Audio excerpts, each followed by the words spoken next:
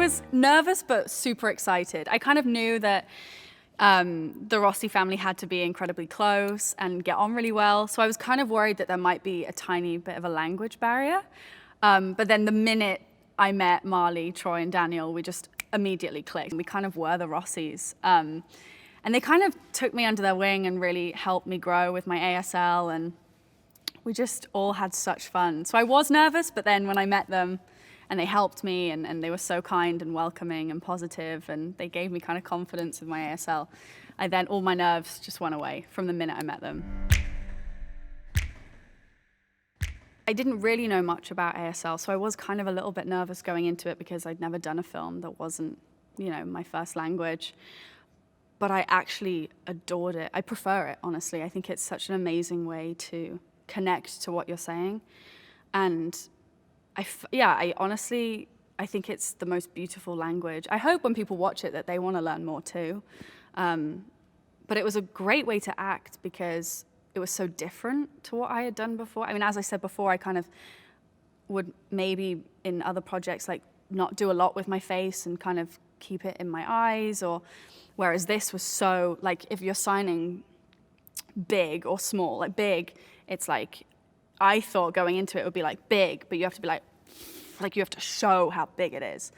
And you have to show how small it is. And I think it was a challenge because I wasn't used to having to do a lot on screen. So that was different. That was a challenge, but I love a challenge. Name signs are such an honor because you can only be given a name sign by a deaf person. So Marley had come up with a name sign for me, and she talked to Troy and Daniel, and they all agreed. And name signs are basically something about yourself. For instance, if you have curly hair and your name is Claire, it's like you would maybe have a C and have, showing that you have curly hair or whatever. So it has to be specific to you, but you can only be given it after they've really got to know you. So for a long time at the beginning of the shoot, I was kind of just like, Amelia, this is E in sign language, and they would just kind of talk and E. And then Marley was like, no, we need a better one.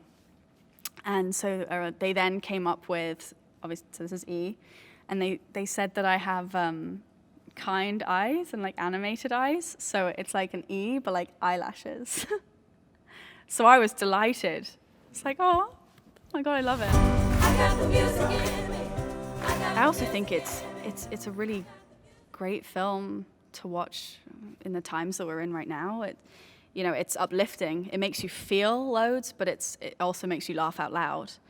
And it's kind of like, I think as you said before, it's like a love letter to family. And I think because of these situations, the pandemic has really forced people to reconnect with their loved ones and people that they're close with. And so I think people will relate to that. But I just hope that people enjoy the film as much as we enjoyed making it, because a lot of heart and feeling went into this film. CODA stands for Child of Deaf Adults, and Ruby's a CODA. It's both. It's a blessing, but it's also, they're kind of part of two worlds, but don't really feel like they belong to either. And I think it's hard. Ruby's the only hearing person in her family, and I think sometimes she can feel a bit excluded or wish that she was like them, but then she's lucky in other ways. And I think it's kind of this mixed emotion for coders. I think they've been given this skill, so they feel lucky, but it's also hard on them. I'd never really had a singing lesson before. I was always singing, and I love singing, but it was never something I had done professionally. And also I had auditioned with Landslide by Fleetwood Mac, just this little cover on my guitar. It was really quiet and delicate. And then suddenly I went to my first singing lesson, and they were like, here's some Etta James for you. I was like, sorry, what? Which kind of was a bit daunting. And then turning up on set, and I met with Nick Baxter and Marius, the music producers, and they were like, yeah, so most of the choir are from Berkeley. I was like, okay, so Mr. V picks me, and okay, which was also really daunting. Ain't got no trouble in my life. I remember I was nervous for my first day because the first ever scene I did was me singing.